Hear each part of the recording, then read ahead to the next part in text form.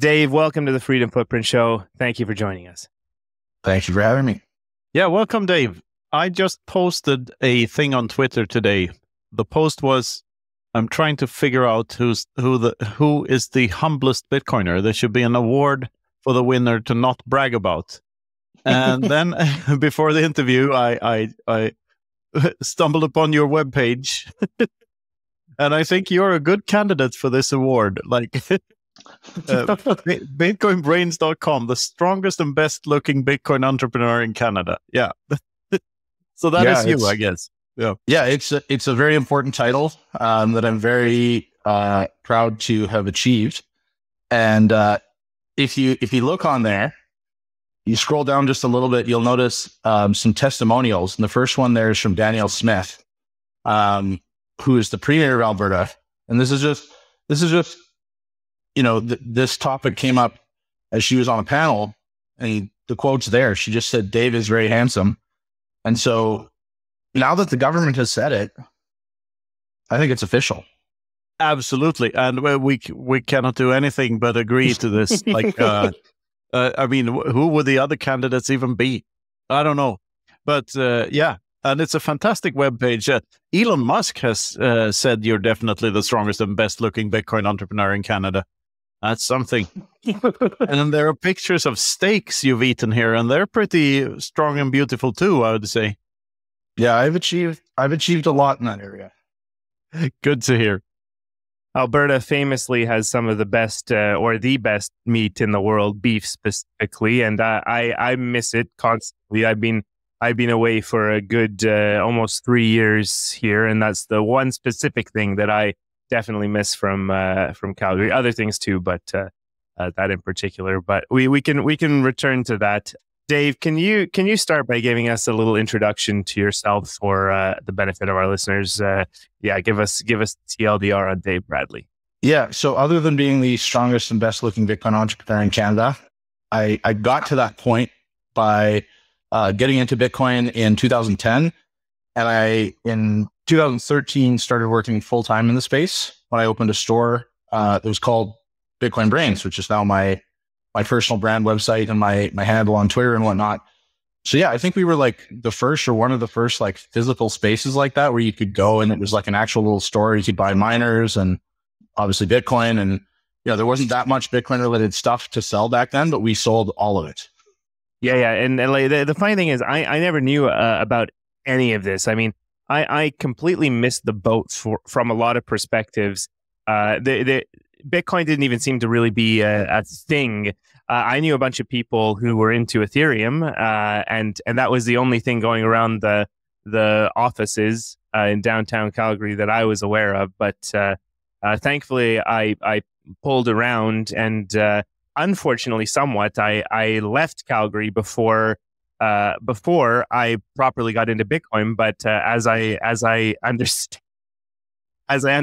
it, Calgary has a pretty fantastic Bitcoin community, right? Like starting with, as you're saying, Bitcoin Brains. So can you tell us a little bit more about that and everything you're building over in Calgary? Yeah, we've got an awesome community here. I think that kind of just naturally emerged because in Western Canada, in Calgary in particular, we are very freedom-minded. We're very individualistic. And so the reasons that people started getting into Bitcoin very quickly became aligned with the natural values of the people here, I think. And so, we started seeing really right back to when we had that store in 2013, people that were not like the normal Bitcoin demographic, like rural ranchers that were like 60 coming in and buying Bitcoin. And their sole reason for it was nothing to do with the technology or the buzzwords or anything like that. It was pretty much just like, yeah, I don't trust the government. And that it's a pretty straight line to get from point A to point B on that one. Yeah, the ATIQ bell curve meme comes into mind. But I think there's a lot to that. The most dangerous part of any human population is the middle of the bell curve. The sheep. I mean the shotgun owners in the pickup truck and the really brainy ones. They're usually the ones that should be in charge. Well, and the interesting thing is, like, I know what you're getting at with the two sides of the bell curve there, but like, I don't think it aligns with like rural to urban at all. I think the rural people are smarter than the urban people on average. And when you're talking to these people, like somebody owns a ranch, like they're probably a lot smarter than somebody who works at Deloitte. Absolutely. I think the meme comes from, like, there's some irony to the meme, right? Because it's actually the pickup truckers that are the brainy ones. That's where I started my career, by the way, Deloitte. Not started, but yeah. 4 years. You got better. I'm glad to see the world is looking up for you. Thank you. It is. And Luke, I think I ran into the bull Bitcoin people before you did, because I met them all in Riga in 2019, Francis and all of those, and Sessions was there as well. Yeah, we may have met at that point, I think. Did you come to the dinner? No, I didn't. Okay. We had this amazing bull Bitcoin dinner that year, and it was like in the basement, and we had this like 66 kilo roast pig, and it was awesome. Yeah, I think I saw the dinner I was envious and looking in through a basement window or something, or saw some pictures or something. But yeah, I heard about that. So if you remember the restaurant, we might have to get a recommendation. We're organizing a little something in Riga this year. So, oh yeah, we can. I can dig that up. It was like this 1100-year-old castle basically in this restaurant, like in the basement there, and like when we walked in and it was like, oh, we're with Bull Bitcoin. And they're like, Bull Bitcoin, right down this tunnel. And it was like, I didn't even know I needed to hear that, but. So rabbit hole in itself, but the Riga is all about old basements with food in them. So I'm sure we'll find one. Yeah, fantastic. So okay, take us through after 2013. What did you all get involved in? I think we've sort of spoiled the next part of the story with the Bull Bitcoin, but how did that get started? How did you get involved with that? Yeah. So I had been doing business with Francis for a while. We sold our store in 2015, but we kept the business, which was the brokerage, buying and selling Bitcoin. And Francis was doing the same thing with Satoshi Counter at the Montreal Bitcoin Embassy. And so there's probably about 5 or 6 of us in Canada that had like the same kind of businesses. And the Bitcoin industry was not very liquid back then. So we all had issues with like either having too much Bitcoin or not enough Bitcoin, or too much cash or not enough cash. And so we used to buy and sell from each other. And that's how I got to know Francis. And then, we started to get to know each other better from some trips that I took out there. And we invited Francis to the first Bitcoin Rodeo, which is a conference that I put on here in Calgary.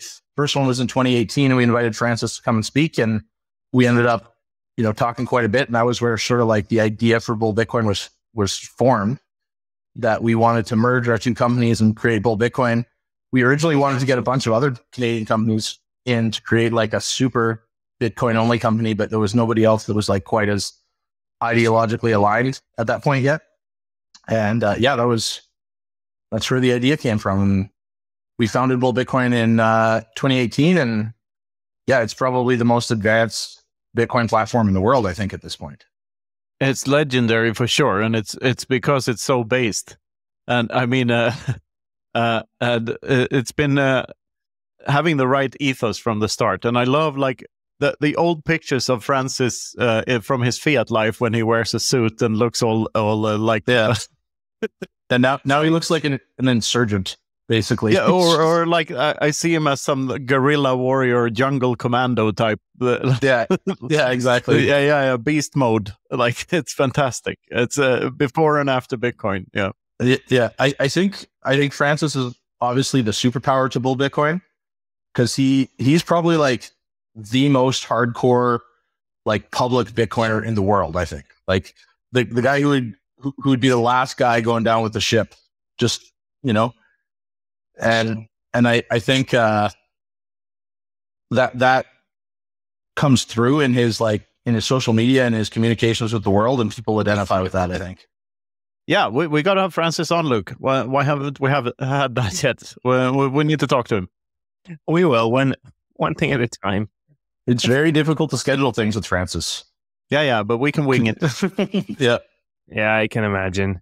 But so tell us a little bit about how you came to that Bitcoin only was the way to go, because that's not necessarily completely obvious to everyone, right? Yeah. So I got there the hard way, like most people who got in a long time ago, because, there was no Bitcoin standard in 2010.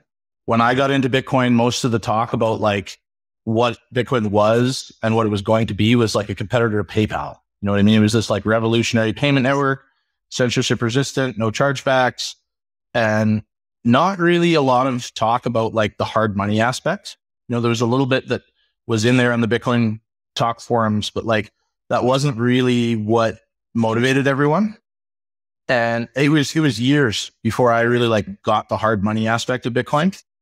And it was only through like, discussions with other Bitcoiners basically, and getting deep on the forums and reading everything that I could, that like I eventually got to that point.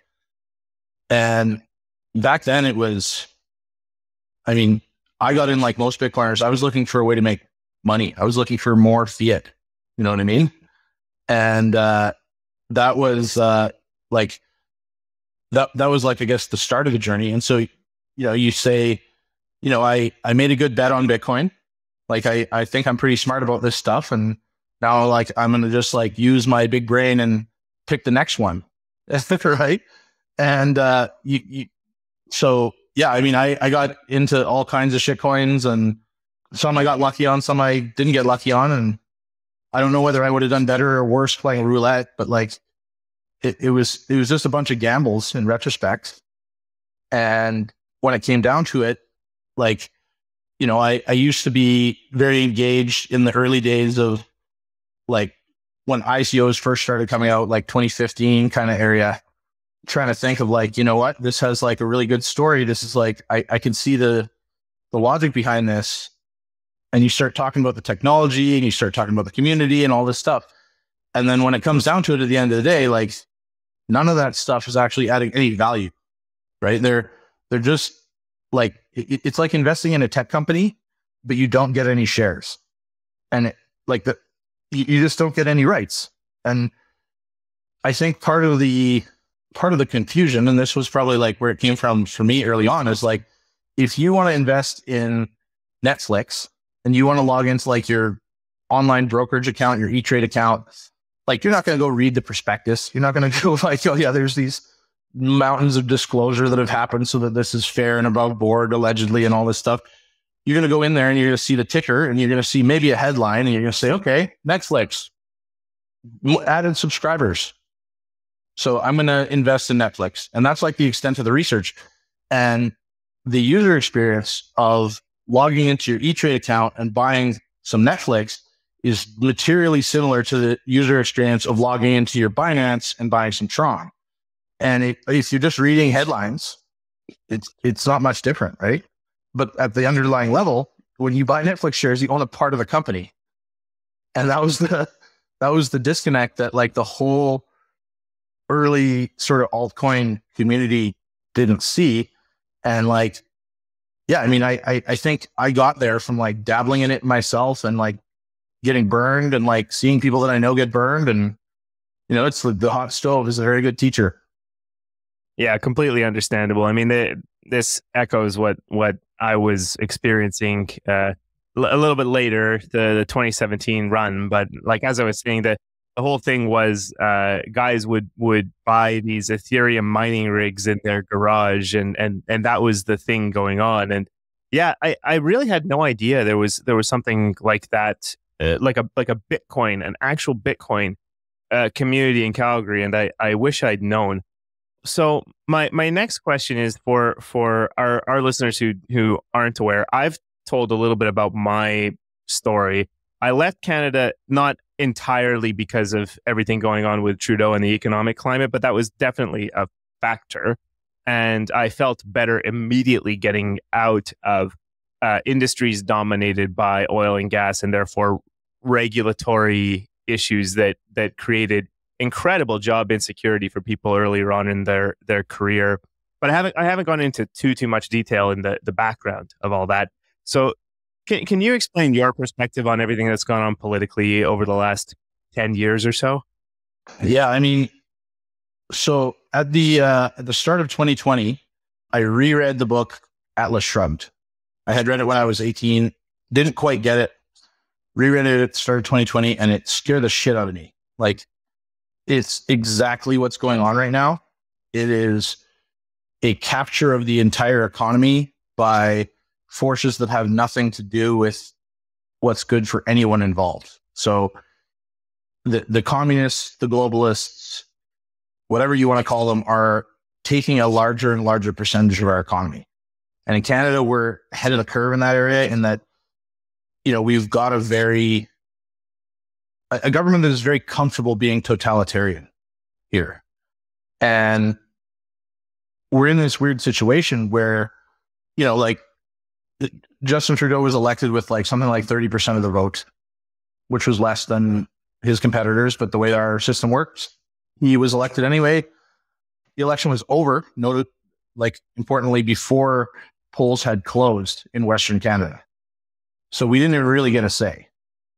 And since then, like, the leadership of this country has been like just an unmitigated disaster, right? Like, we're bringing out the most idiotic totalitarian policies, from everything from media censorship to an exit tax they're just proposing right now. And it's gotten so ridiculous that we're in this scenario where, we know they're lying to us. The majority of Canadians know that we're being lied to, and they know that we know that they're lying, but they're looking us in the eyes, continuing to lie to us, and then expecting us to just go along with that. And that it's just such an absurd scenario that, like, we're a very polite culture as Canadians. And I think through the whole COVID madness and that drastic expansion of government powers and of globalist powers all over the world, a lot of us were very frustrated. We're like, I thought there'd be like mobs in the streets by now, right? And they were very good for a long time at knowing how far they could push Canadians, but then they just got it wrong and they pushed too far. And that's when the trucker protests happened, which I would say were still extremely polite.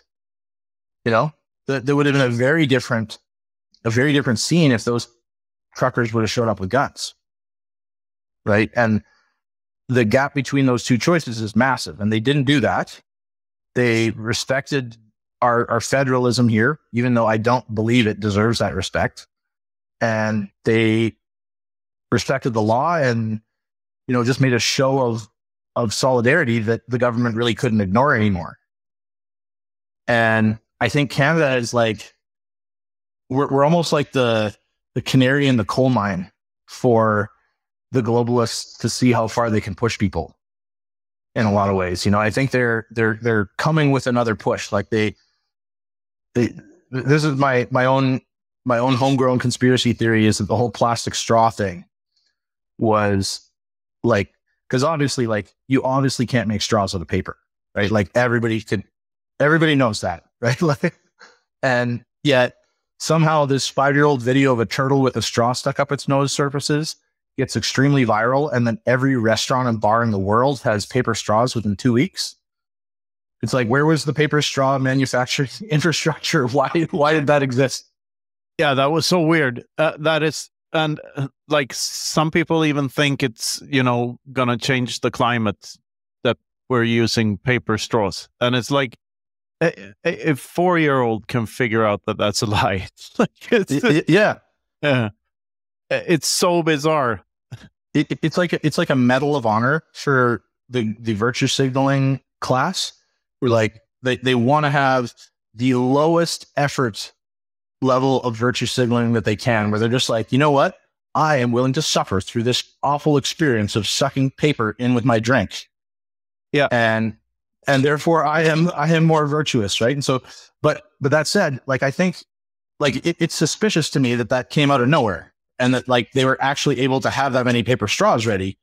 And so the next step where my brain goes is like, okay, well, why? And my homegrown conspiracy theory is that was a test, because they were like, let's see how much shit people will really eat in the name of virtue signaling. And they're like, okay, yeah, like, no, they're totally like, they're drinking through them, even though they know it doesn't work. So like, let's roll out the virus. Like, still believe this shit too. To me, like the paper straw thing, it feels Californian. Like it feels like it's from San Francisco. I have this picture in my head of some 20-year-old billionaire woke IT person sipping some frappuccino twist out of a paper straw, and there's a junkie dying of a heroin overdose on the sidewalk next to him, and there's like telling his friends how SF is more like a European town and all of this, and Cartman is there with a space suit and trying to survive or something. Like it's so bizarre. It's right out of Monty Python couldn't have written that joke about the paper straws. It's like too bizarre. Yeah. I had this little moment like that at Pacific Bitcoin in like 2022, I want to say. And so we're like, I staying at this pretty nice hotel in Santa Monica, and it had one of the coolest lobby bars I've ever seen. Super ridiculous and expensive, and has like all these fancy like vintage designer chairs from Denmark, and like they've got like a book signed by Louis Vuitton, and like all the like just fancy as shit. And we're my very good friend and my Matex, whose art you can see right behind me here, are sitting at the bar, and we've got like this weird surreal moment where like there's a group over to our left and they're talking about their movie, and the group to our right are talking about their tech exit, and we're sitting there in the middle like, what the fuck is this? And like we walked into this twilight zone, and then this is like 6 p.m. and then all of a sudden this like 6'5" naked Jesus looking guy is screaming in the middle of the street. And it's a ground level bar. There's floor to ceiling windows. And so this guy's right there screaming naked in the street and like trying to attack cars with a stick. And everybody kind of looks over and they're like, oh, it's just that again. I don't know. And they like goes completely back to normal. And then like I went later that night to the 7-Eleven that was across the street there. And the guy who had been naked and screaming is there. And he's totally reasonable now. He's wearing pants. And he's standing in front of a sign that says, do not give any money to the panhandlers. It only encourages them, essentially. He's literally like right in front of the sign, like it's right here. And he's standing there, be like, oh, hey, brother, can I have $1? And it's just the absurdity of the situation. You know what I mean? And it brings to mind something you said there, where it's kind of like, this feels very Californian. I feel like you can almost use that as an insult at this point. Like, oh, somebody said something stupid to you. You're like, oh, you sound very Californian right now.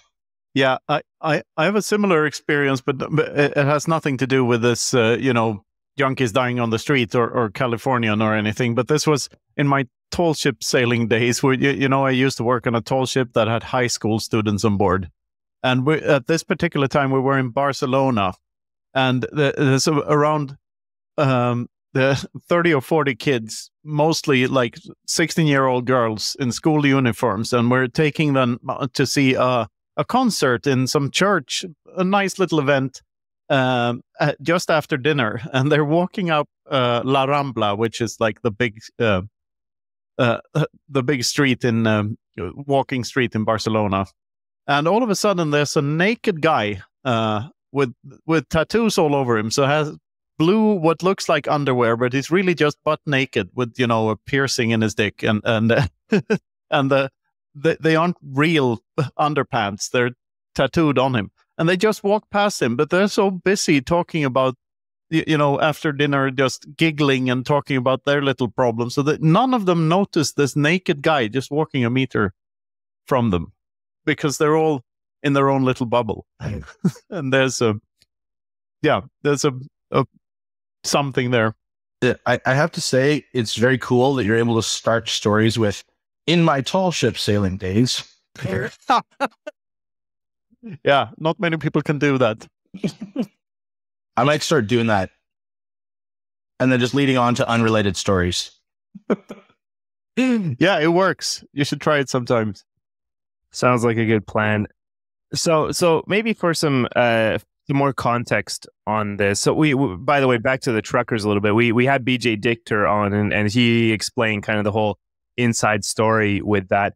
But the Alberta versus Central Canada, Eastern Canada divide thing isn't something that I think too many people know about outside Canada.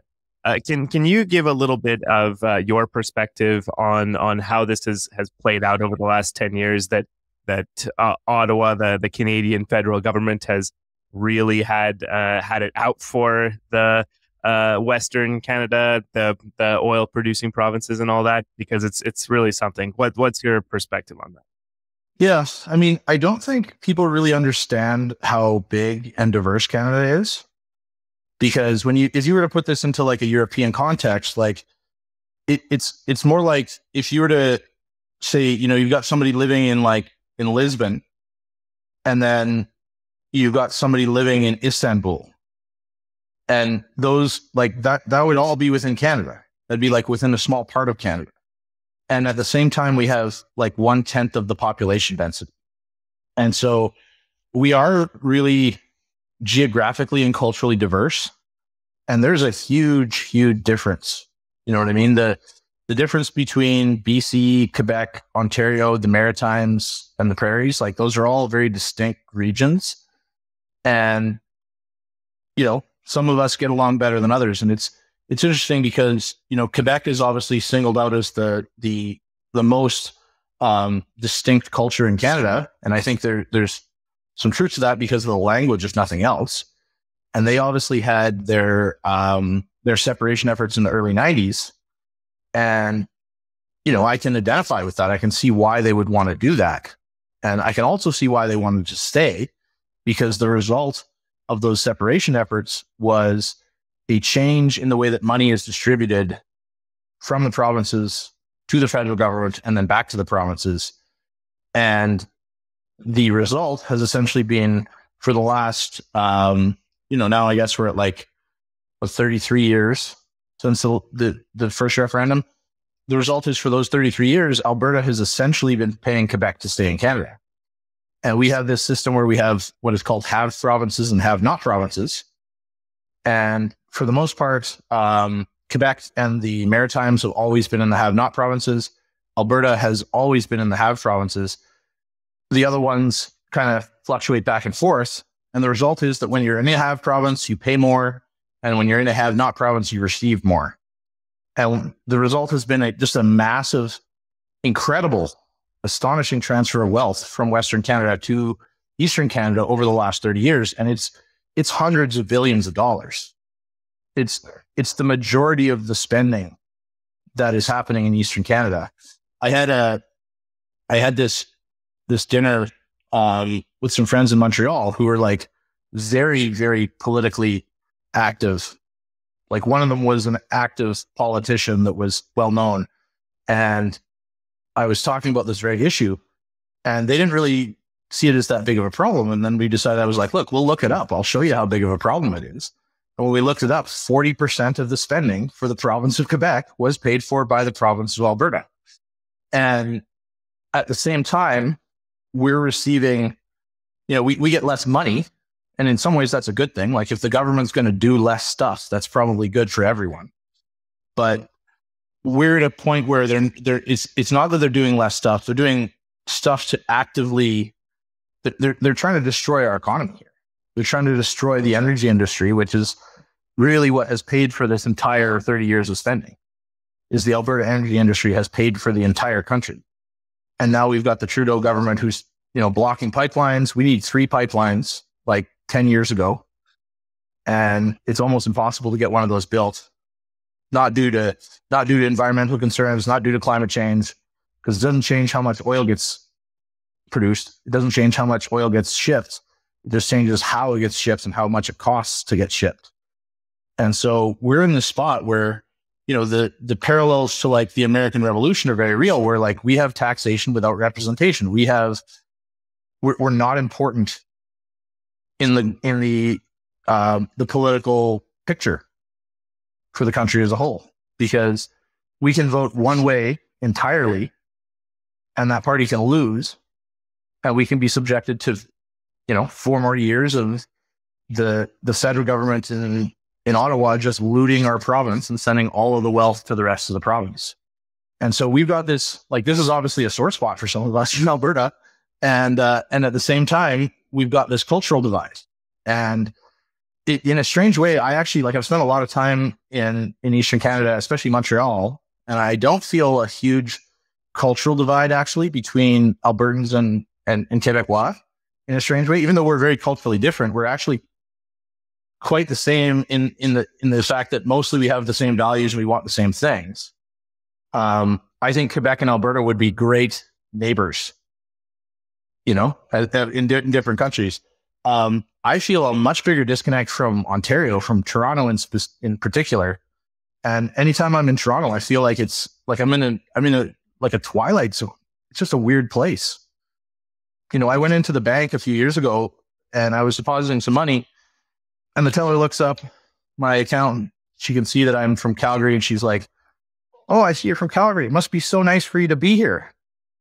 I was like, "What?" Like, no, it's nice for me to be here. Yeah. So from an outsider's perspective, let's backtrack here a bit, because we've been from an outsider's perspective, the whole COVID or the lockdown period, whatever you might call it, was so weird, because what we viewed as some of the most open and liberal in the classic sense of the word places in the world were Canada and Australia. We always saw those as like, me with my Swedish eyes, I always thought of those two countries as like, that's where the chill people are from. And like, Canada seemed like just a more chill version of the US, and slightly more sane, and not as gunslinging. But and then this whole woke thing, it sort of started or started to peak around when Jordan Peterson came out, and Brett Weinstein and all of this, or Weinstein or whatever his name is, and this about the universities in the US and pronouns and all of that stuff started to be a thing. Like, I hadn't really heard of it before that, and that's like 10-15 years ago, right? So where did Canada go wrong? When did Canada go insane? Like, I have a very hard time. How come the woke virus like infected so much of your country? What is the main reason? What do you think? Yeah, so I don't necessarily think that it is just that the woke virus infected a lot of the country. I think it infected the parts of the country that have the voting power, is a big thing. So if you look at the way our elections work, the seats are very concentrated in Eastern Canada. So we have a parliamentary democracy. Every riding has a representative that we send to Ottawa to be our riding representative. But realistically, they're a member of one of like 3 or 4 political parties, and the party with the most seats can form the government. And if a party or a coalition of parties has enough seats, they can form a majority government. This system in particular kind of leads itself to capture from like a well-organized minority. And that's what we've seen right now, where we've got this Trudeau government in there that like they got a very small minority of the vote when they were popular, and have been able to appease sort of the special interest groups on the left to get them over the hump of how many seats they needed. And the reason for that is because these pockets of political influence are very concentrated. So there's always a fight over who's going to win in the East. But when the Liberals win in the East, they're going to win everything, because that's where the most of the seats are. And so here in Western Canada, like, we kind of vote the same way all the time, and it doesn't really matter. The Conservatives will be in power if Ontario votes them in, and the Liberals will be in power if Ontario votes them in. And so that creates a situation where, it's a perverse incentive. The government has the incentive to pay the voters in the areas of the country that actually decide the election. All right. So is gerrymandering a phenomenon in Canada as well as the US? Yeah, it is. It's not as big of a phenomenon, I think, as it is in the US.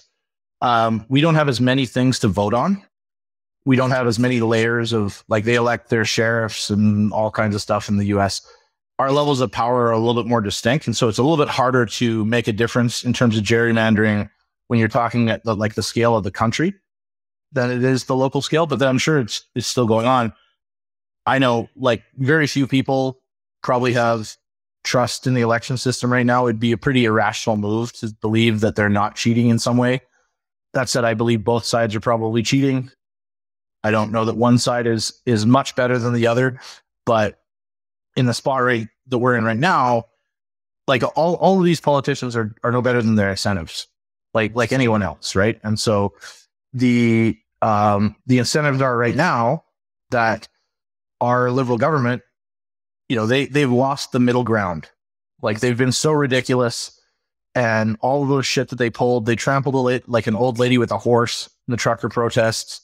Like it's beyond ridiculous to the point where anybody who has opened their eyes and read something that isn't from the mainstream media in the last 4 years has probably at least got some doubts going about this government now. And so they don't have much room to win in that area, right? They're trying even more ridiculous stuff. They're trying a hate speech law right now that would be retroactive. So they could come after us for things that we said in the past that are now illegal.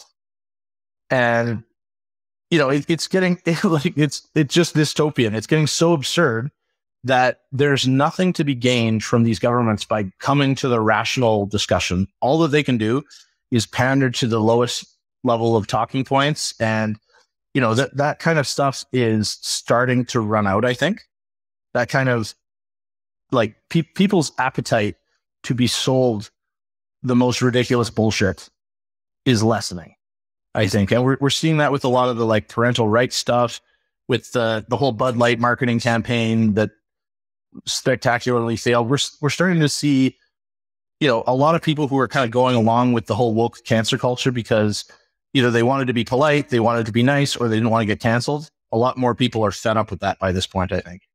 I never got that. Like people were upset because they had homosexuals in the Bud Light commercial, right? But everyone knows that Bud Light is a gay beer, right? Like it's always been a gay beer. Anyway, maybe we'll have to trim this for YouTube, Luke. What do you think?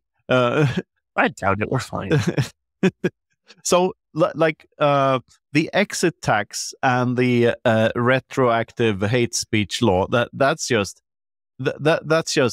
super Orwellian. I know some other weird laws that came to pass in Canada, like mandatory tampons in men's bathrooms, for instance.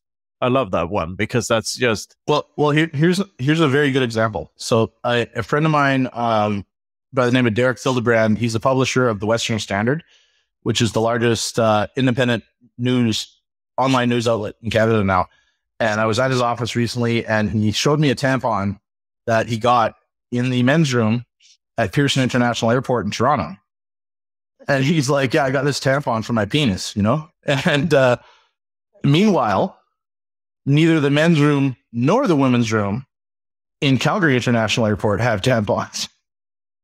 So it's a microcosm of what's going on here, right? Is like, we are paying for Toronto to have shit that they don't need at the expense of stuff that we do need. And it's all running down those woke agendas too. So it's absurd. Okay, Knut, let's talk about our sponsors. Yeah, I hate when you do this to me, Luke. I mean, ad reads on the internet are so cringe, aren't they? Yes, they are. This time around, we thought we might just talk about our friends that helped the show happen. And a few of those friends are Orange Bill app and the Bitcoin Advisor. And first of all, Bitbox, the hardware wallet of choice for the Freedom Footprint show. We really like this device. It's Swiss made, it's very slick, and it's Bitcoin only. It's super easy to use. I love the Bitbox. I was able to use it with multi-sig. I tried out all of the fancy features. So it's really simple to use. But the thing is, it's got a lot of power. They're constantly developing it. Everything is open source, so you can verify that it's doing what you expect it to do.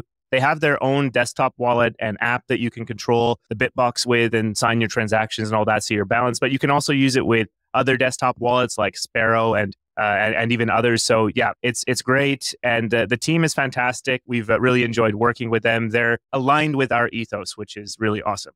Yeah, and then we are Bitcoin advisors. We're working with a company in Australia, some really awesome people, and we can advise you about Bitcoin heritage. How does that work, Luke? Yeah, exactly. So the basic idea is that you get set up with a multi-sig wallet that has you holding one key, Bitcoin Advisor holds another key, and then there's even a third-party service that holds the final one.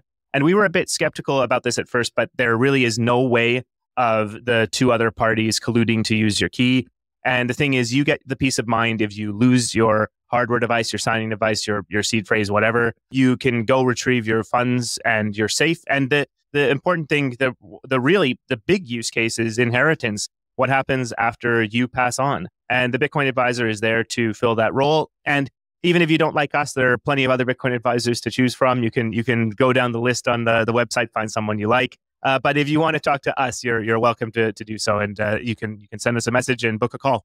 Yeah, and we have the Orange Pill app, which is a great way of finding other Bitcoiners around your area. And you don't have to worry about giving away too much information about yourself, because the Orange Pill app only gives away your approximate location. So it's a great way to socialize with Bitcoiners in real life, which is where the real magic happens. Exactly. The Bitcoin social layer, so they say. It can be from where you live, or if you're out traveling, or you're at a Bitcoin conference. I connected with tons of people over this last couple of years of the Orange Pill app running through it. They've got events, they've got group chats. It's a really powerful app, and everyone's paying to be there, so you're not getting all this spam. It's really a great setup, and it's a feature, not a bug, to have everyone pay to get in. You really know that everyone there is high signal. Finally, you should use code FREEDOM on the internet here and there. For instance, when you buy your ticket to BTC Prague, if you haven't done that yet, where you'll meet me and Luke and a bunch of other great Bitcoiners. But you could also use the code FREEDOM to buy a Bitbox, for instance, and some various other places on the internet. So don't forget to do that. And don't forget to like, subscribe, click the damn bell, and brush your teeth. All of that helps. Exactly. So back to the show. Yeah. So how far off do you think, Alberta just leaving and becoming its own state? How far off is that? Is that a fantasy, or what is it? Well, like I mentioned earlier that I read Atlas Shrugged at the start of 2022 or 2020. And I was like legitimately depressed when I was done with that. Cause it's like, so I was like, there's no gulch. Like, I mean, Bitcoin is the gulch ultimately, but, the next book that I read after that was The Sovereign Individual, which I think is one of the best books out there. Very important for anyone to read if they haven't. And one of the central ideas to that book is that the day of the large scale nation state is over. And there are a lot of details that lead into that. But one of the things, and this book is crazy for its predictions, like it basically predicted Bitcoin in like, this is 1994 or something like that. So very prescient. It's so good.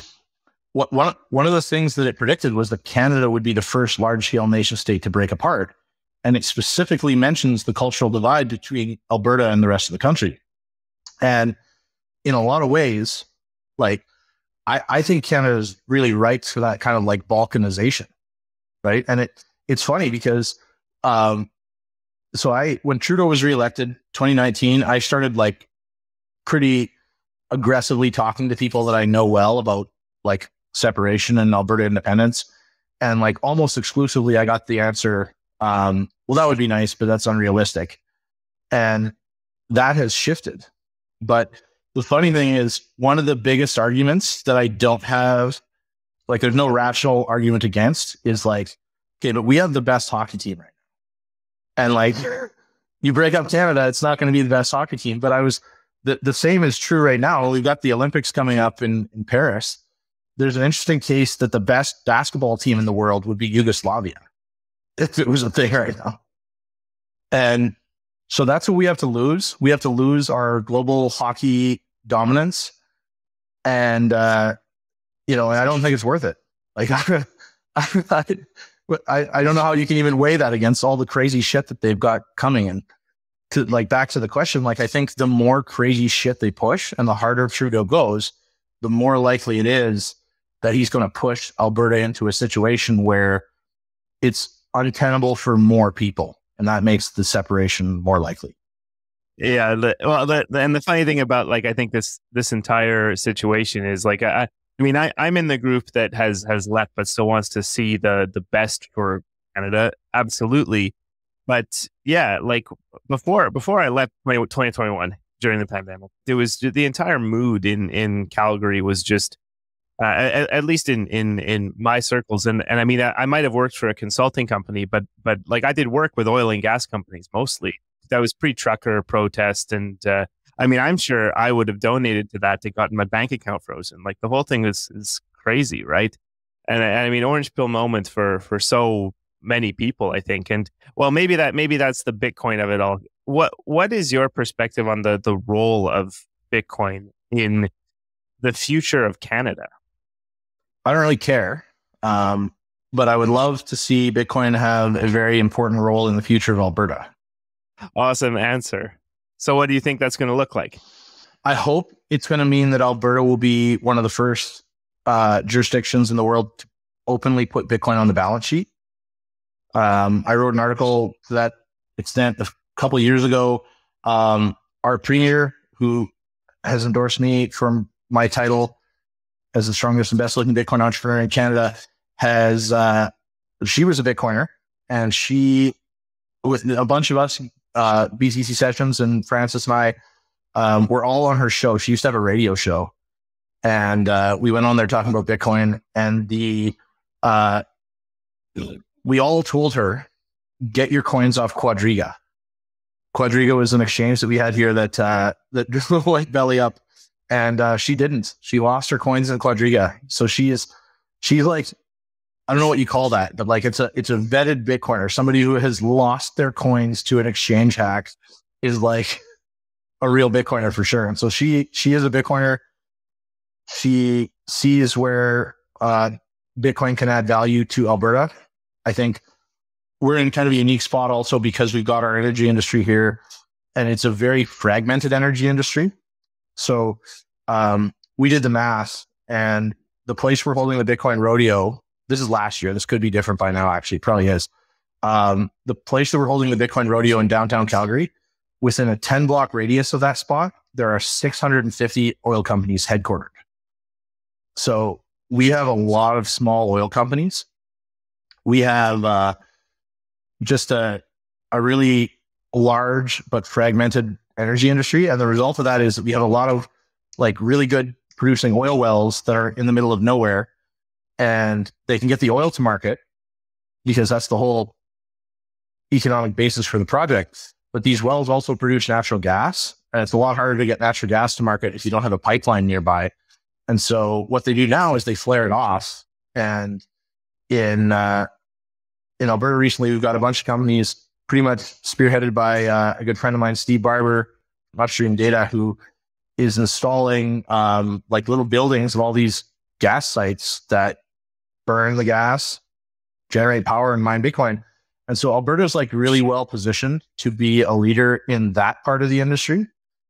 And if you pair that with, you know, as I'm saying that like we've got all these mini oil companies, it lines up with our culture of like individualism, free markets, and I guess you can extend to like decentralization. And, you know, Bitcoin, both as an industry and a payment tool and a form of money, obviously supports all those things. So that's like, we've been working with the province to try to like talk to them about like, what does this actually look like if Bitcoin goes on the balance sheet someday? And like, I hope it will. Like it seems logical and positive. So unless political forces get in the way and squash this, then I think there's a good chance that Alberta will someday have Bitcoin on the balance sheet. Let's tie it back to the trucker protests and the frozen bank accounts, and when people actually started to receive Bitcoins instead, and it was actually unstoppable. Like, how much of a lessons learned was that? Like, how many people did the penny drop for? Is there like, yeah, so people know that there are ways around, that they don't have to obey? So I've been focusing a lot on the sort of like freedom community in Alberta here, where this is a large group of people. I think it represents 20 to 30% of Albertans who've basically been like really woken up by the whole pandemic, the trucker protests, and taken from a point of like mild distrust for the government to realization that this is an enemy organization that is actually trying to rob us and kill us. And that big shift in mindset has created like a whole bunch of grassroots movements around the province. How our current premier that I mentioned got in to office was because our previous premier, from the same party had very specifically talked about no Vax Pass, and then instituted a Vax Pass, tried to just call it something else, thought we would be fooled by that. And this grassroots movement sprung up and like unseated him. And he lost his role as the leader of the party. And now we have a new premier who came in very specifically with the mandate of avoiding all of that bullshit. And I think that kind of synergy that we see between like, you know, that freedom movement, these people have already, like what they have in common is they've already identified the problem, right? They don't necessarily know what the solution is. And so I've been actually doing this like kind of fragmented, weird speaking tour to like small towns and like a bunch of these freedom events and stuff like that. And yeah, like the trucker convoy woke them up to that first thing, which is the censorship resistance of Bitcoin, right? There's a lot more people out there that are afraid of a central bank digital currency than that are excited about Bitcoin. And so they started to see like that money can be a tool of oppression like that. And the first detail of that is obviously like meddling with transactions, getting into the censorship game, starting to impose morals on spending.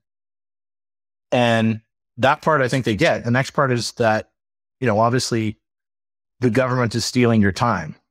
The government is stealing the value that you create with your time by debasing the money. And that's kind of what I've been trying to talk to these people about. And I think a lot of these people already get this. Like if you would have talked to, this is probably true like most over the Western world, if you'd have gone like 5-6 years ago and talked to somebody about inflation, they would be like, they'd know what it is. Maybe they've heard the word, but it was like this like nebulous thing that the government talks to the media about every few years. And you hear inflation is at 3% and you're like, okay, like that's good, I guess. Now we've gotten to this point where, you know, we were told in Canada that inflation was at like 6 or 7%, but you don't need to be a genius to tell that that's not true, right? Like if you've gone to the grocery store, you can tell that your steak is triple what it was 3 years ago. And that's not the same as 6%. So I think inflation has had like a real bite on people's lives recently in a way that it hasn't until this massive expansion of spending and printing that they were able to do with COVID. And so now when you talk to somebody about like them losing that value, like there's tangible examples. Like there's a huge class of people that are in the like 65 to 75 range right now that have a few $100,000 saved up for their retirement. And they thought that was going to be good.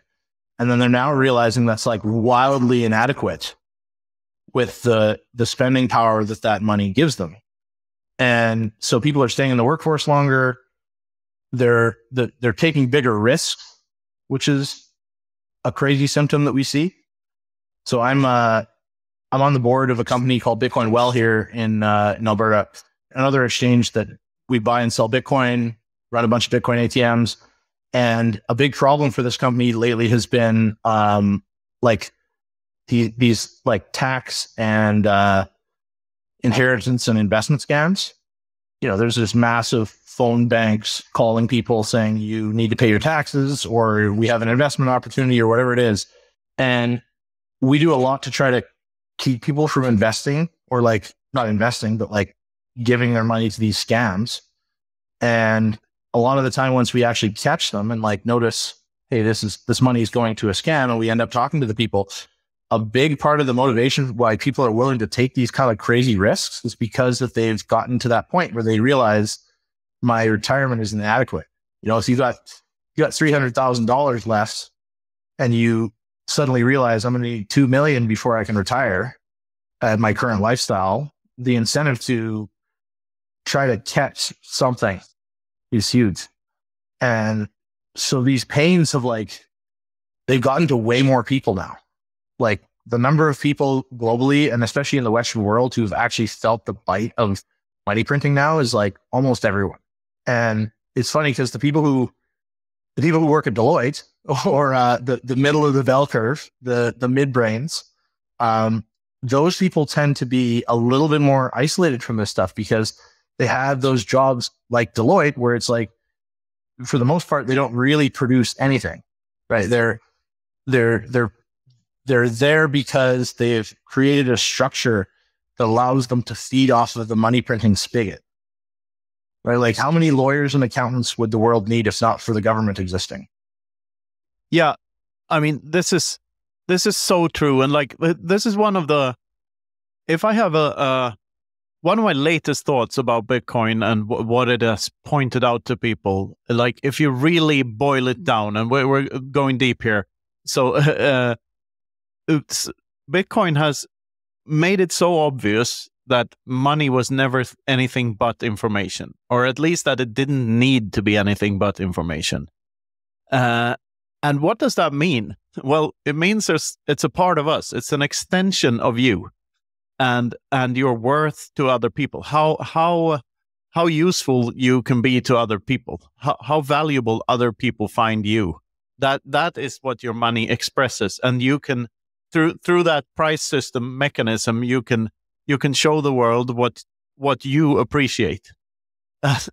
And it's only because the money is malfunctioning, and we live in systems that hinder the correct people from being rewarded fairly, that assholes can get rich.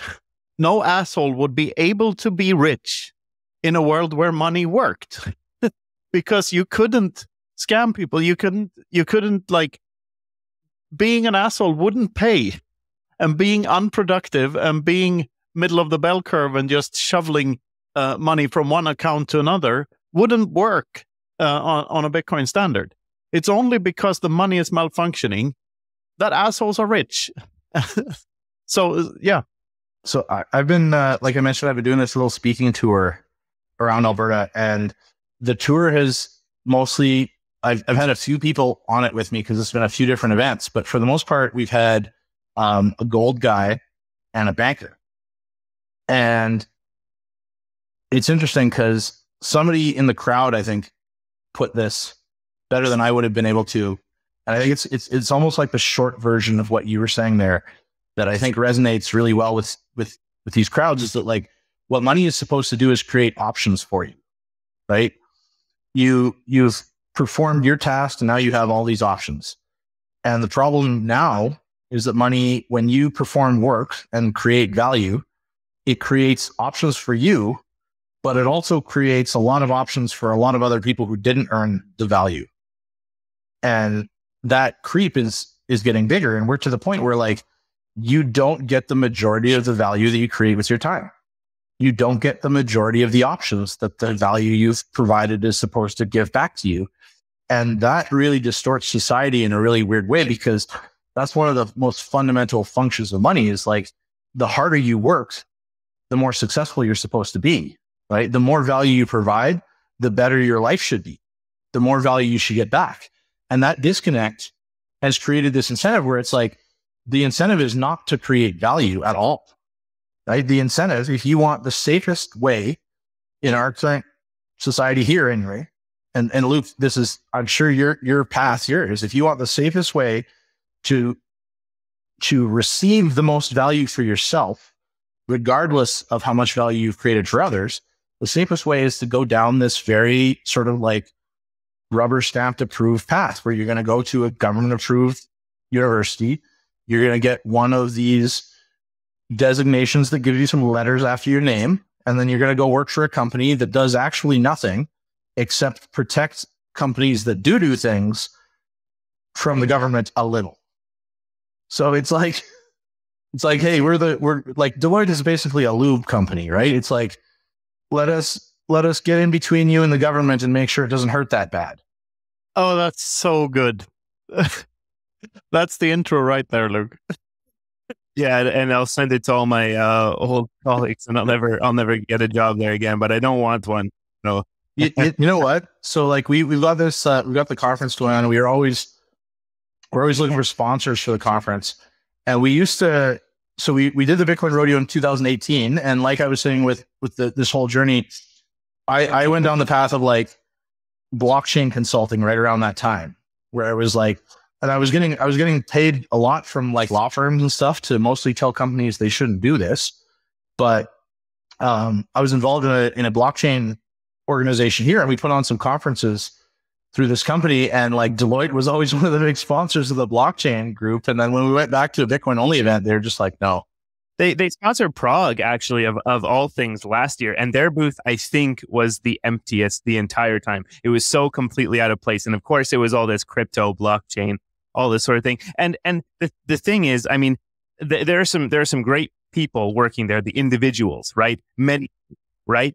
And the thing is, it's not necessarily the individual's fault that all this is happening, and I do feel bad for the people who kind of get into something like this and have no idea what's happening. Deloitte gets into this stuff because it's just the latest buzzword, right? AI is a big thing there right now. I know that, for example, and it's just chasing the next thing, and as you say, just always wanting to have their hand in every little thing. It's not just Deloitte, of course. There's all these consulting companies, Big Four, what have you. But yeah, I just think it's funny that it was funny to me specifically that Deloitte was there at BTC Prague, this massive Bitcoin only event, and no one was giving them any time or attention. Yeah, it's interesting. You really can't blame the people in those roles, because, like I said previously, like no one's better than their incentives, and that is like an actually good path to getting a lot of value back to your life. Right? It doesn't really matter that you're not actually providing value. You're providing value to the entire path, right? You're providing value to the school system that charges you and that gets government grants and all this stuff and indoctrinates people. And you're providing value to the consulting firm that you work for that uses your work as a way to siphon value out of real companies that either don't know that they don't need Deloitte's help, or that need Deloitte's help protecting them from getting fucked quite as badly by the government. And that's not an irrational move to join that team. And it's not even really like an immoral thing, I don't think either. Cause if you know what I mean? Like the lube is an important part of the process. It'd be much worse if there was no lube. Well, it is immoral in the sense that, not doing anything about the Nazis was immoral too if you were in Nazi Germany. Like not speaking up is, well, maybe not immoral, but it's not the right thing to do either. Yeah, so it's like a Schindler's List situation where the guy is hiding the Jews, but he's also got like a free workforce from the Nazis, right? And so it's like Deloitte does, and tax accountants, specifically consultants of regulatory various kinds, do help protect people from the government for sure, and help interpret the ridiculous rules that the government's going to have. And that's like a net positive, but they're still like, they're only getting that value because the system is so absurd and so broken and set up in such a serious detriment to the users of the system. Yeah, Deloitte even rhymes with exploit. We have just a few more things that we want to mention, companies that we like, and other things that we want you to be aware of. Absolutely. First of all, we're writing a new book, The Inverse of Clown World, and it will be released on Infinity Day. You know when that is, don't you? August 21st. And August 21st. And we'll have a release party in Riga during Baltic Honey Badger. You can get 10% off your ticket there by using the code FREEDOM, just as you can in Prague. Don't forget about Prague. We're going to be in Prague. No, don't forget about Prague. No, do all the things and do all the other Bitcoin things as well. Use BTC Pay Server. I mean, use Wasabi while it still works. And it'll still work after they shut down the CoinJoin service. Just saying. It's a good wallet and the team will still be there. Yeah. And I mean, we are Bitcoin maxis. I think some people would call us monetary maximalists. So, resist the spam, resist the shitcoin narratives, and do the thing. Like, subscribe, and brush your teeth. FFS. And if you want to support the show directly, the best way to do that is on Fountain. You can send us sats as you listen in value for value, or send us a boost. We appreciate it every time. And it's just a great app to listen to your podcasts on anyway. So yeah, go check out Fountain if you listen to your podcasts on some other app. And of course, as Knut says, like, subscribe, and brush your teeth. leave a comment on the YouTube. It helps with the algorithm, all this stuff. Share it around on the social media. We appreciate it. It helps us grow, and it helps the freedom message spread, which increases all of our freedom footprints. Onwards and upwards, comrades. And yeah, follow the orange glowing light. Full speed ahead. All right, back to the show. Well, I sneakily opened BTC map here in my browser, and I'm zooming in on Calgary, and I see 13 hits in actual Calgary. That's not super much. Like, how is the actual Bitcoin adoption on the ground in the brick and mortar world? Yeah, so it's interesting because in I want to say like 2014, 2015, when we had this store, there was a Canadian exchange that was doing some kind of merchant processing, and they had a little app, and we helped them get a whole bunch of businesses in Calgary set up to take Bitcoin. And it was like wildly premature. Like, I think we had like 60 on there at one point, and nobody but me spent any Bitcoin at any of those places, except for the coffee shop that we had our office next to. And so it was pretty premature. I think we're kind of getting to the point where it's starting to be a little less premature, but it's still not like, it's not that useful as a payment tool when you think about the tools that you could use to spend your Bitcoin anywhere. So like, I get paid in Bitcoin. I live most of my life in Bitcoin. I obviously have to have some fiat to pay for things that need to be paid for in fiat, but it's really easy for me to just cash in some Bitcoin through Bull Bitcoin, send a small amount of money to a prepaid MasterCard, and then just use that as a tap on my phone. So that's functionally the same thing. It's spending Bitcoin, but we're not putting the onus for that infrastructure on the merchant.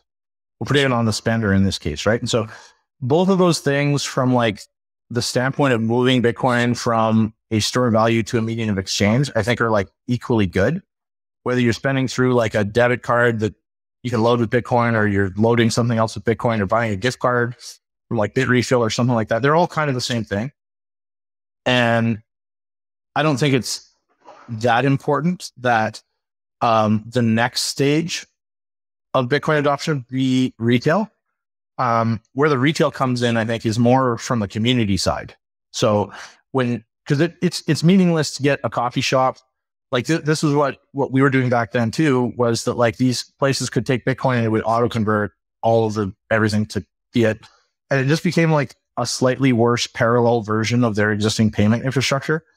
And there's not really any point in that, right? Whereas when you can get merchants, which I think is one step away from where we're at right now, starting to want the Bitcoin. And, we're seeing that in some places in the world where there is a big groundswell of actual Bitcoiners running these businesses who want the Bitcoin. I think that's where it becomes more valuable as a whole. And so we've got a little bit of that going here, but it's not really like the brick and mortar type stuff. So we've got like one that's really cool that I would recommend everyone do is if you're coming to Alberta, we've got a hotel in Banff, which is world class, like one of the most beautiful places in the world, mountain town. And there's a hotel there called the Banff High Country Inn, where you actually get 20% off if you book in Bitcoin. And that's because the owner of the hotel is a Bitcoiner. He wants the Bitcoin, and they can avoid paying whatever they pay to Expedia, etc. So we've got a lot of that stuff going on. And then we've got the Saturday markets that BTC Sessions and I have been putting on, which is kind of like a flea market / farmers market, where we get a bunch of different vendors to come in. And those have been really cool because we've been getting like 30, 40 different vendors out selling like everything from like beef to bikes. And we had a hypnotist and plumbers and all kinds of people selling services and goods and stuff like that. And part of the onus from that came from Ben, where he was like trying to buy Bitcoin or buy beef with Bitcoin. And a bunch of us actually ended up tracking down different ranchers who would take Bitcoin. We found tons of ranchers that would take Bitcoin in Alberta. And we wanted to have this kind of like circular economy going because of how absurd everything's getting in Canada. And like the chances that like right now Trudeau is very low in the polls. Seems absolutely absurd that he could win. But the chances that he just like blatantly cheats and looks us in the eye and we have proof, but no one ever does anything about it, and he gets back in for another term, are not that low. Like that could very well happen. And if that were to happen, the chances that our ability to buy red meat without either sanction, limit, or taxation beyond the current levels, the government very well may try to cut down our ability to buy red meat. And now we have a way to do that without the government's permission. That's wonderful. And this is what I saw with at least half of the places that accepted Bitcoin in Madeira. I don't know what your experience was, Luke. You weren't there as long as I was, but some of the places were run by real Bitcoiners and actually people who wanted to keep the sats. They didn't want the fiat, and that's the only way. I mean, that's the way it's got to go. By the way, there's another late brain fart here. The term store of value it's been rubbing me the wrong way since the praxeology book, because value is subjective, right? So you could view it as a medium of exchange through time rather than a medium of exchange through space. So they're really just two aspects of the same thing. And of course, through time has to come before through space, because if there's no medium of exchange through time, there cannot be a medium of exchange over space. But what you're really doing when you're saving is that you're trading with your future self, and you're exchanging through time. Yeah. Any ideas? Yeah, I mean, that makes perfect sense. I'm trying to go in the opposite direction with the way that I'm trying to describe Bitcoin in a lot of ways. That makes perfect sense to me. But what I mean is, like, I'm trying to remove layers. Because, and I love those kind of discussions, and money is just one thing, really. And we're describing all the elements of money, and that's very interesting to do. But I've been kind of trying to focus more on how can I simplify this for people? How can I take away the layers of interesting abstraction? And that's where, we did at the Bitcoin Rodeo last year, we did a little contest that was the Bitcoin elevator pitch competition, where it's you got 45 seconds alone with a stranger and you have to pitch them Bitcoin. What are you saying? And that, I think, was really interesting because, we've spent so much time in the Bitcoin industry. We have such a great, I would call them the intelligentsia of Bitcoin, the very many great thinkers that do a lot of great writing and discussion about the topic of money and the topic of Bitcoin, how it relates to the topic of money and all these ins and outs. And I'm getting to the point where I feel like I have a good enough understanding of money and what Bitcoin is for myself to be able to be yes, I get this. I get it at least enough to make my own choices for myself, for sure. And now I'm hoping to get it enough to explain it to the next person. And I think there's actually a barrier there to a certain extent, where if you end up these people that I was speaking to over the last couple of weeks at these freedom events, if I send those guys straight to a video of Breedlove and Sailor, down the rabbit hole, they're gonna glaze over, right? And for me, the most interesting discussion is not necessarily how can we find the next best way to describe Bitcoin and come up with a salient point that reaffirms what we all already believe. For me, I'm more interested in how do I describe this to a person who doesn't really give a fuck, and make it interesting in a way that relates to their life, that they actually care about, because it is something that everyone should care about. And, we're kind of ringing the fire alarm at this point, right? It's you guys, the building is on fire. This is the exit. We recommend you join us as we walk up the exit here. And I really I'm more interested nowadays in what is the simplest way to describe Bitcoin. What do you guys think? What's the simplest? Well, this is an interesting one. But isn't that what the intellectual masturbatory circle jerk is all about? To come up with an analogy that fits each and every person.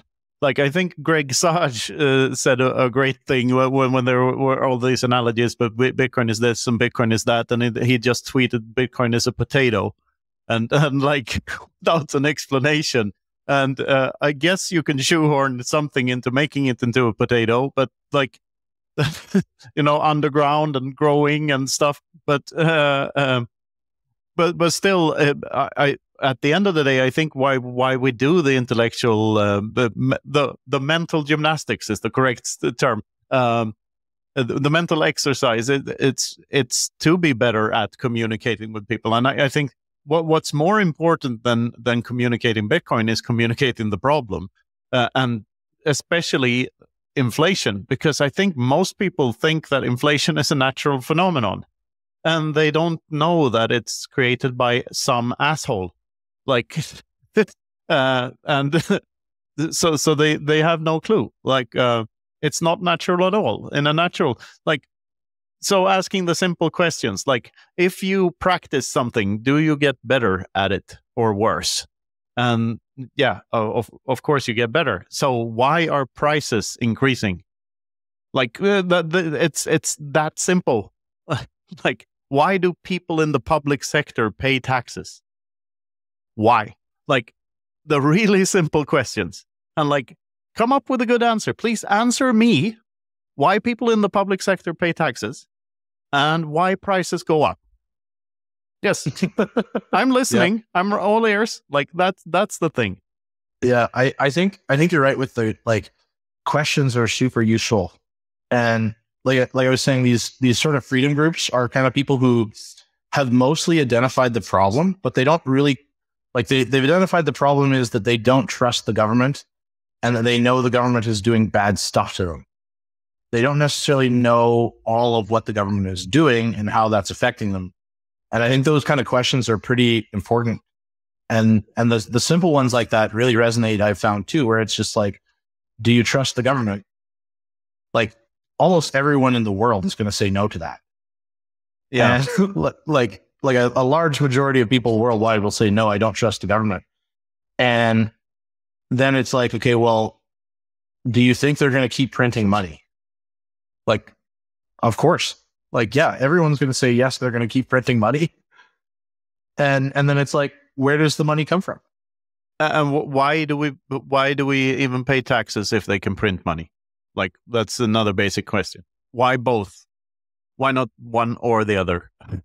Yeah.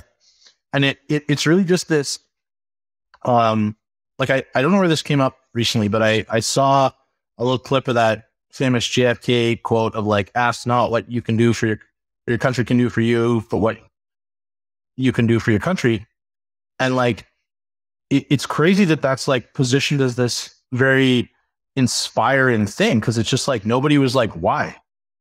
Like, why would I put my, no, that's serfdom. Like, yeah, why would I put you above me? Like, it's one of these things. This is an interesting phenomenon that I've noticed actually in the very polarized world that we're in. And, I've got a lot of family who are very left-leaning, and we have very differing opinions on COVID and every element of the cultural attack that's going on right now. I had to tell my parents, like, do not take my son to a drag queen story hour. Like, literally, like. And then we got into a discussion. I was like, you know what? Just, I don't care about the sexual orientation of the person or what they're doing. Just like, please don't take my 8-year-old son to the strippers for any reason. Like, I don't care. Yeah. I don't care who it is or what their message is. And so we're very divided in terms of, like, the value proposition of where our opinions are coming from. Right. And when COVID was, like, very obviously starting to get to a point where it was like, there are mountains of data that point to the fact that this is not only a lie, but like an insidious conspiracy that is somewhere between, on the good side, maybe it was designed to rob us at an absolutely unprecedented scale. And on the bad side, maybe it was designed to rob us at an unprecedented scale and kill us. So it's a very bad story. And I started to gather like mass amounts of evidence for this, because there are mass amounts of evidence. And I wanted to be like, you know what, these are people that I respect. I want to have an intellectually honest conversation with them with facts that I've brought along. I want to be prepared to address whatever they're talking about. And it never works because, these people would say, well, your sources are no good. And I would say the same thing. I'd be like, well, the Canadian Broadcasting Corporation, the literal government funded propaganda arm of the federal government, is not a good source. And those two things are kind of unreconcilable, because you have to like debunk every piece of their entire worldview to get to that point. And so I started trying to shift those kind of conversations away from like, let's talk about the facts and what those facts logically support, to like, let's look at everyone's incentives, right? And when a guy comes to your door and he's trying to sell you volcano insurance and he's like, I promise there's a volcano nearby, like, that's not who you should check with about volcanoes, right? The guy who's trying to sell you the solution to the problem that he is sure exists has that perverse incentive where even if he's right, you can't necessarily trust him, because it's in his best interest to lie to you. And when you start to look at all these topics from that context of like, okay, which of the people that are telling me opposing things will benefit if I believe them? And the guy selling volcano insurance benefits very directly. Yeah, better buy volcano bonds instead. Anyway, I'd just like to flip that JFK quote, because I think it's true. Like with everything else in Bitcoin, it's all of a sudden makes sense if you put it through a Bitcoin lens. So ask not what your Bitcoin can do for you, but what you can do for Bitcoin. Like, well, the nice thing about that is that Bitcoin is one of the first systems in the world where it naturally aligns everyone's incentives. So we need to trust each other to be selfish. And that's something that you can actually trust other people to do. Well put. I wouldn't say selfish. I would say trust people to act in their own interest. Like, yeah.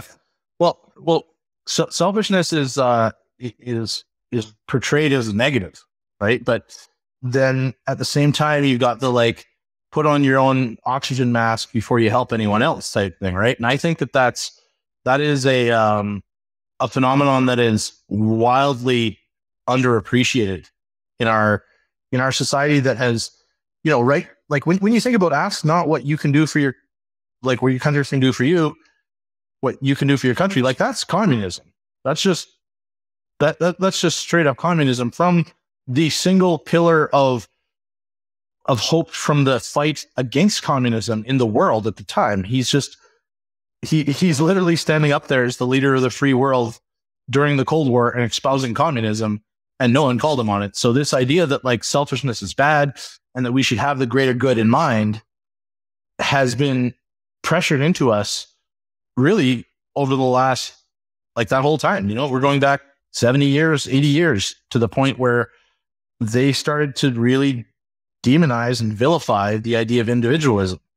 And the problem with that is that it ignores the fact that the most effective way to maximize the greater good, so to speak, is to generate as much wealth as possible.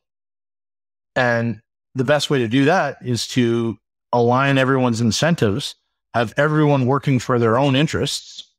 And surprise, surprise, that's when everyone will do the best work, is when their incentives are aligned. And, this is a point from the sovereign individual where, the reason that the West in our approximation of capitalism won the Cold War, so to speak, was because the governments of the West allow the entrepreneurs, the business owners, the value and job creators of the world to have ownership of the capital to grow it before they steal it. Whereas the communists, the straight up like the Marxist, Leninist, socialist version of communism, they take the assets and the capital in up front, and because they as individuals do not have the incentive to grow that capital, it doesn't grow, and so there's actually less value to be spent by the communists in the other side of the Iron Curtain than there was to be spent by the communists on our side of the Iron Curtain. Yeah, this is so interesting. I wish we could go on longer because we need to wrap up here soon. But what you're saying right now, it echoes Ludwig von Mises. Even before he wrote Human Action, he wrote a book called Socialism, where he pointed out that it was not an incentive problem. Because in the Soviet Union, everyone had an incentive to work. They had a gun to their head, literally. They had the best incentive in the world to work. It was the pricing system. Like, because if you don't let people keep their money and do what they wish with it, you have no way of knowing who needs what and when and where. Because so when the factory workers in Soviet were instructed to construct a ton of screws, they constructed a 1-ton screw, like, because they did the simplest thing. Like, it's like you say, it's the incentives. Yeah. Luke, will you finish this off, please? Absolutely, Dave. This has been a fantastic conversation, and yeah, as Knut was saying, we're risking running out of our time slot. So you've mentioned this a couple of times now in passing about the Bitcoin Rodeo. So can you tell us all about what that is and what's going on in this year's edition? Yeah, so the Bitcoin Rodeo is a Bitcoin-only conference that we run in Calgary, Alberta here. We're running it this year on July 2nd and 3rd. It's in a place called the Grand Theater, which is an awesome old theater. We've got JP Sears headlining this year. JP Sears is probably, you guys are nodding, but he's probably like the most well-known guy who no one knows his name. You know, because like I've been talking about this for a couple of months now. And if you say that comedian with the long red hair who makes fun of the government, they're like, oh yeah, that guy. So JP Sears is coming to headline. We've got an amazing lineup of speakers that you can see on bitcoinrodeo.com. Another one of the highlights is we're doing a roast, just like comedy roast, like we just saw with Tom Brady of BTC Sessions. That should be amazing. And yeah, we've got a pretty big focus on like how Bitcoin is useful and valuable and important to the real world and to normal people, rather than, you know, we're trying to stay a little bit away from the macroeconomic topics as well as the technical topics. We're trying to bring in a lot of that like freedom crowd. So there's going to be a lot of stuff that we hope reaches out to those people. We're not doing like Bitcoin 101 type stuff, which, you know, the goal is to be like, I want this to be entertaining and useful to Bitcoiners who show up as well as new people. Because that's one thing that I find. I go to conferences, I never watch the talks because it's just like, I've seen this, like, I already saw this exact conversation between these exact people on Twitter. And so we're trying to take it a little bit outside the box in terms of like what Bitcoin will actually mean to people. And those questions of what it will mean to people are in large part the same for Bitcoiners and non-Bitcoiners. You know, we're talking about all these incentive systems, and the hope is that fix the money, fix the world, right? Bitcoin fixes all the incentive systems. And so we want to kind of try to start getting into like some of what those are like. So like, you know, one panel that I'm really excited for, like I mentioned, my good friend Madex and Francis Pulia from my co-founder from Bull Bitcoin will be speaking on a panel moderated by Flo Montoya, another amazing artist, about pretty much how fiat is ruining our culture. I'll see it sapping the value out of our culture. And, you know, you can see the proof of work in modern art versus classical art or Madex art. You know, there's a difference in that kind of proof of work. And so those are the kind of topics we're going to be talking about, is like, what does this actually mean to us, basically? So we've got that going. We've got the next episode of the Saturday Market on July 1st as well. just Canada Day, the day before the conference. And yeah, it's going to be an awesome event. We can use the promo code Freedom Footprint. Sounds fantastic. Yes. Sounds great. That I'm going to make like at any moment now. And could we have code Freedom? Or is that taken? You can have code Freedom, yes. We try to push that everywhere. So like code Freedom for the win. I'll be sending this to a bunch of Calgarians, I promise you. Yeah. You heard it. Code Freedom for 10% off or something, for some percent off, for something. Some kind of something. Dave, I absolutely love this conversation. Would love to have you back at some point in the future, and I hope to see you in away from keyboard sometime. Prague, right? Yeah, I'll be in Prague. Yeah. So we'll see you soon. And we might be going to Canada next summer, right, Luke? That's awesome. I just had my my first kid over here, and so I'm a little stuck on this side of the planet for this next little while here. Yeah. And next year we're going to bring him to meet all the family in Canada. So awesome. Bitcoin Rodeo is having an edition next year, and we'd love to stop by. Yeah, we'll be doing it next year. It's always, so this is the other detail about the Bitcoin Rodeo for anyone coming from out of town, is we do it right before a big event called the Calgary Stampede, which is like, it's the greatest outdoor show on earth, they call it. And it's this absolutely massive event. It's around 2 million people every year. And it's pretty much the whole city turns into like drunken cowboys for like 10 days. And we have this massive, I don't even know what to call it. Well, there's some of that goes on, but the whole city does turn into like slutty cowgirls and cowboys. But yeah, we've got one of the world's largest rodeos going on during that time, and chuck wagons and like this giant midway event and crazy Fiat food. And it's an awesome time to come to Calgary. It's the whole city is a huge party, and we plan the Bitcoin Rodeo to be right before that every year. So it'll be around the same time next year. It'll be like early July at some point, probably like July 1st and 2nd or something like that next year. You use code Freedom for 10% off your tube of lube. Code Freedoms. Oh, and you know what? I don't know if this is like stepping on your guys' toes, but use code Bitcoin Brains for 10% off of tickets to BTC Prague. Yeah, if you haven't already used the code Freedom. Yeah. All right. Fantastic, man. See you soon, and looking forward to grabbing a beer or two in Prague. Sounds good. Anything else you'd like to mention, or anywhere you'd like to direct our listeners to? Yeah, I mean, we've got the Bitcoin Rodeo at the Bitcoin Rodeo on Twitter. I'm Bitcoin Brains on Twitter. BitcoinRodeo.com is the website for Bitcoin Rodeo. My personal brand website is BitcoinBrains.com. That's very important. Lots of important reading on there. Bull Bitcoin. Anyone in Canada should visit Bull Bitcoin or Bitcoin Well. Anyone in the United States should visit Bitcoin Well to buy Bitcoin. Anyone in Costa Rica should visit Bull Bitcoin. And yeah, wherever you are, like, stick to non-custodial Bitcoin only exchanges. I think that's everything I have left to shill. And buy art from my good friend Midex, Spacebowl on Twitter.